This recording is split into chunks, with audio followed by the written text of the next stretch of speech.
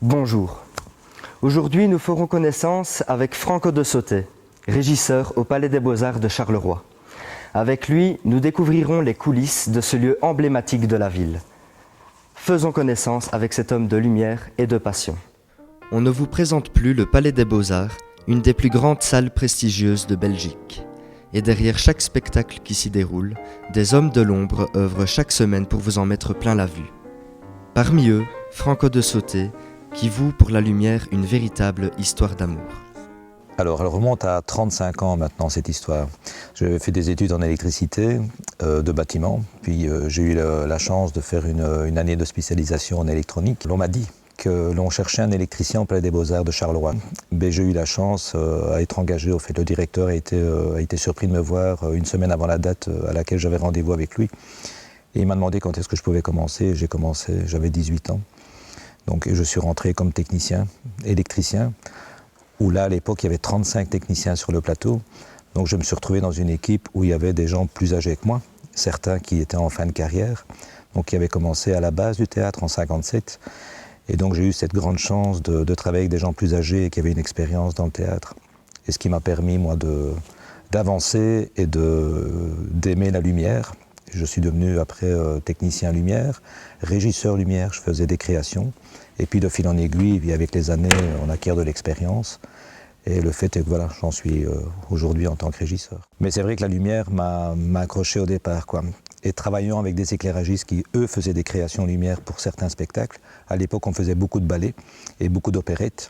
Et en travaillant avec ces éclairagistes, mais je me suis vraiment passionné par la lumière. Donc j'ai appris les ficelles du métier. Et puis je me suis dit, mais pourquoi pas me lancer moi-même. Et puis de fil en aiguille, ben voilà, j'ai fait des créations et j'en ai fait maintenant depuis 25 ans. Mais la création lumière, il y a une touche de sensibilité beaucoup plus importante à mon sens. Chaque éclairagiste a sa manière de travailler. Et depuis un peu plus de 4 ans maintenant, j'ai repris le poste de régisseur général. La fonction de régisseur général, c'est de recueillir toutes les fiches techniques des spectacles que nous accueillons dans cette salle, de préparer ces fiches techniques, de préparer des plannings aussi pour les techniciens qui accueillent ces compagnies venant de l'extérieur. Chaque spectacle a sa spécificité, que ce soit de l'opéra, de la danse, du théâtre, de la variété. Et au fait, c'est de participer aux répétitions. Là, je parle de ballet, que ce soit classique ou contemporain, de discuter avec les chorégraphes, de rentrer aussi dans leurs pensées, de savoir ce qu'ils veulent. Une fois qu'on est entré dans l'âme d'un théâtre, il est difficile d'en sortir. Mais en règle générale, il n'y a pas de grosses difficultés. Si tout est bien préparé, c'est comme dans tout boulot. On aime bien ce que l'on fait, on trouve toujours des solutions à tout. Bien que les années et les spectacles défilent, certaines soirées ont particulièrement marqué Franco. Il y a beaucoup de spectacles qui m'ont marqué. Que ce soit dans la variété, par exemple, j'ai eu la chance, après 35 ans, de voir beaucoup d'artistes passer ici. Et un des concerts qui m'a marqué, qui m'a vraiment ému et qui, honnêtement, qui m'a fait un peu pleurer, c'était Serge Reggiani. Et c'était quelques mois avant sa mort. Il est venu chanter sur scène ici. Et là, j'en ai encore les poils qui me redressent maintenant, juste à en parler, quoi. Mais sinon, dans les grandes productions, ça a été pour moi Tintin et le Temple du Soleil. Et moi, ça reste un des plus beaux souvenirs de ma carrière ici. Un avion qui traverse la Seine, un aigle qui traverse la Seine, enfin, toute cette histoire de Tintin et le Temple du Soleil était magnifiquement représentée dans cette salle.